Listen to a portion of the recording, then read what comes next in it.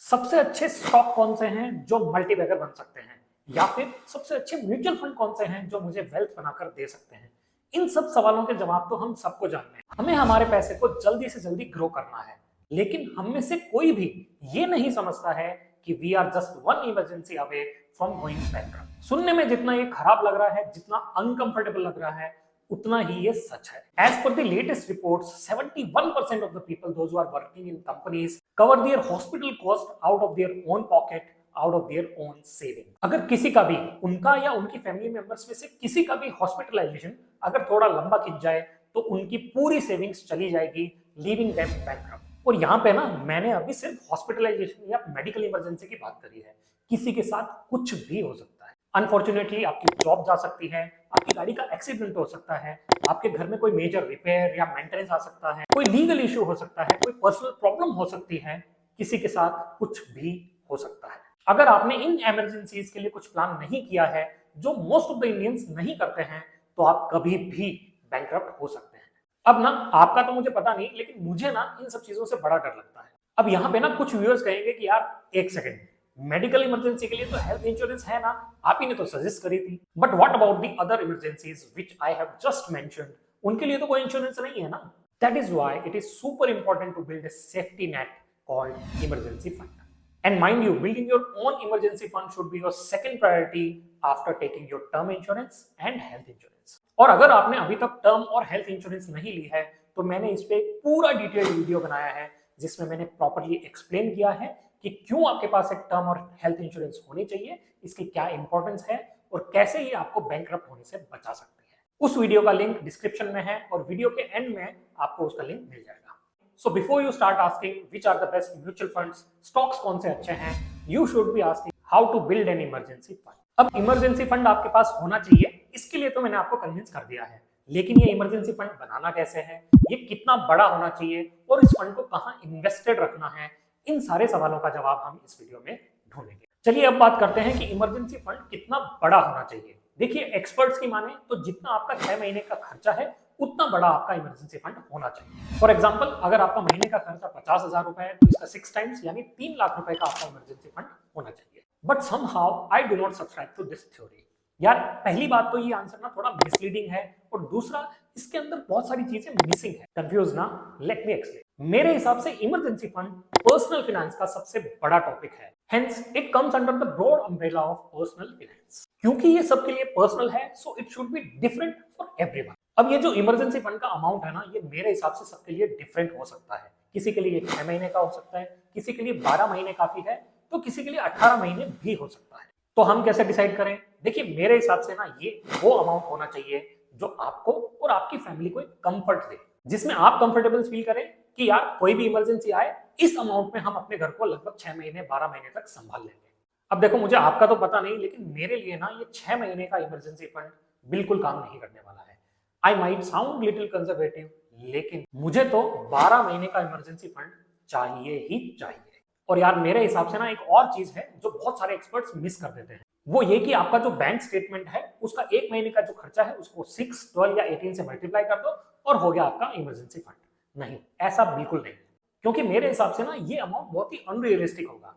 Confuse again, let me explain. Suppose करो मेरा 1 महीने का खर्चा 50,000 रुपए है।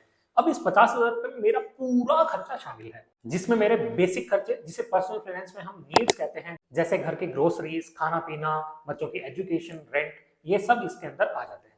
अब इस 50,000 में आपके वांट्स वाले खर्चे भी तो शामिल हैं, जैसे आपने कोई नया गैजेट लिया, कोई नया फोन खरीदा, कहीं वेकेशन पे गए, बाहर खाना खाया। तो सपोज करो बेसिकली आपके इस 50,000 के खर्चे के अंदर 30,000 रुपए आपके नीड्स वाले खर्चे हैं और 20,000 रुपए आपके वांट्स वाले खर्चे हैं।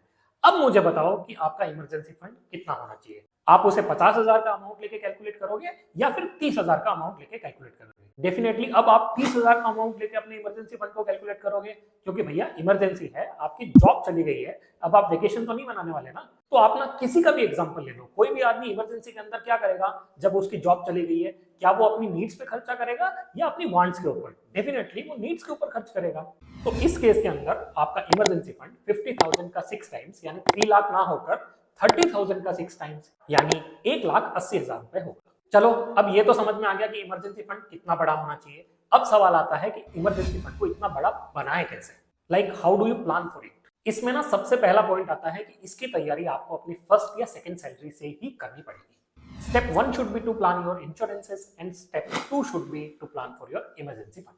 मैं बार बार इस बात को कहता रहता हूँ और आज फिर रिपीट कर रहा हूँ, mutual fund, SIP, gold investment, real estate, ये इन्वेस्टमेंट, वो सब इंश्योरेंस प्लानिंग और इमरजेंसी प्लानिंग के बाद आते हैं।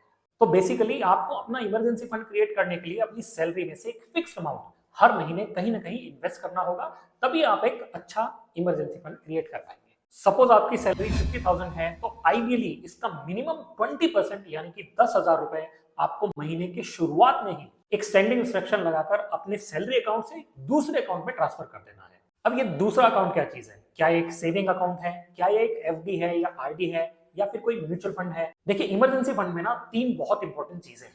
Number 1, the fund should not be volatile, मतलब कि ये फंड ना एकदम स्टेबल होना चाहिए। Number 2, the fund should be immediately available, मतलब फंड की लिक्विडिटी काफी हाई होनी चाहिए। यहाँ पे ना कीवर्ड है इमीडिएट, मतलब अगर आपको आज पैसा चाहिए मतलब आज ही चाहिए। ऐसा नहीं कि आपने आज रिक्वेस्ट डाली और पैसा 2 दिन बाद आ रहा है। अगर ऐसा हुआ तो फिर इमरजेंसी फंड का मतलब ही क्या हुआ? Number 3, the fund should at least keep up with inflation.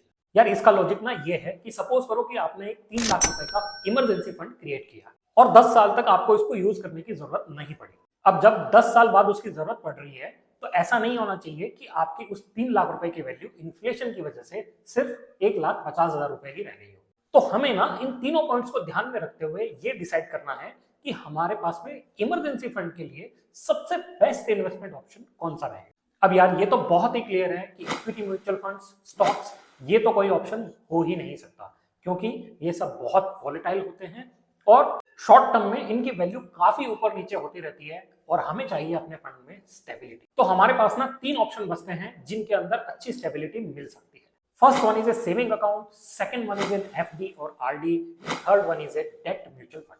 यहां मेरा सबसे पहला पिक होगा combination of a saving account plus FD, यानी एक ऐसा सेविंग अकाउंट जिसके अंदर ऑटो स्वीप फैसिलिटी अवेलेबल हो।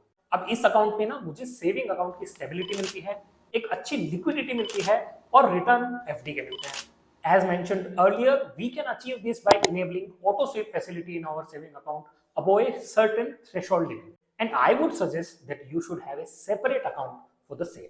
I would park 40% of my emergency funds amount in this category.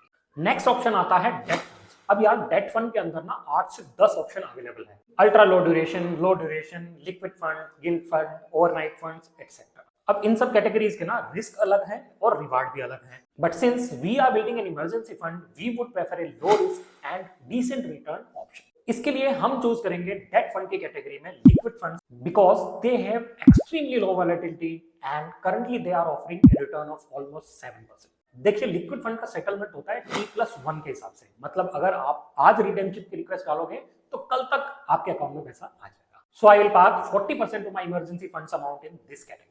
Now can you guess why are we investing 40% in liquid fund? ऐसा क्यों नहीं कि टोटल 80% हम उस सेविंग अकाउंट में डाल दें जिसके अंदर ऑटो स्वीप था? It is why because most of the time liquid funds can generate more returns than FD. अब ना बाकी बचा हुआ 20% हमें रखना है कैश में। अब भैया कैश पे तो कोई रिटर्न मिलने वाला नहीं है, तो फिर कैश क्यों सजेस्ट कर रहे हो? ऐसा इसलिए क्योंकि इमरजेंसी कभी भी बताकर नहीं आती है और इमरजेंसी के नेचर को प्रेडिक्ट करना बहुत ही मुश्किल काम है। हो सकता है कोई साइबर अटैक हो जाए, पूरी दुनिया में इंटरनेट काम करना बंद कर दे। अब इमेजिन करिए कि आपकी डॉटर हॉस्पिटल में एडमिट है, आपके पास इमरजेंसी फंड भी है लेकिन आप विड्रॉ नहीं कर पा रहे हैं, तो भैया ऐसी सिचुएशन में हमें सिर्फ कैश काम आता है। अब देखिए, मैं जानता हूं कि इस सिचुएशन की प्रोबेबिलिटी 0.01% है, लेकिन क्योंकि हम इमरजेंसी की प्लानिंग कर रहे हैं तो हमें इस 0.01% को भी ध्यान में रखना पड़ेगा। So for the emergency fund, we should have the combination of all the options which I have mentioned earlier. Basically 40% हम रखने वाले हैं एक ऐसे सेविंग अकाउंट में जिसमें ऑटो स्वीप फैसिलिटी अवेलेबल हो, 40% हमें एक लिक्विड फंड के अंदर इन्वेस्ट करना है और remaining 20% we will be keeping in cash. अब यार यहाँ पे ना हमने इमरजेंसी फंड से रिलेटेड हर पहलू को डिस्कस कर लिया है, वो भी एकदम डिटेल के अंदर। अब लास्ट में ना मैं आपको 2 टिप और देना चाहता हूँ। Number 1, this is not a one-time process. Your emergency fund should be continuously updated and it should change according to your lifestyle and your needs. You should review your emergency fund in 1 or 2 years. People those who are in their 20s and 30s, their lifestyle and their nature of expenditure changes rapidly, so they should be little more mindful about it. Tip number 2, अगर किसी वजह से आपका emergency fund use हो गया है तो आपकी सबसे पहली प्रायोरिटी होनी चाहिए इस फंड को रिस्टोर करना. So this is our today's video on emergency fund. I hope I have cleared all the points related to emergency fund. और इसके बाद शायद आपको इमरजेंसी फंड के ऊपर कोई और वीडियो देखने की जरूरत नहीं पड़ेगी. अब मैं ना आपको इमरजेंसी फंड की एक सच्चाई बताने वाला हूँ.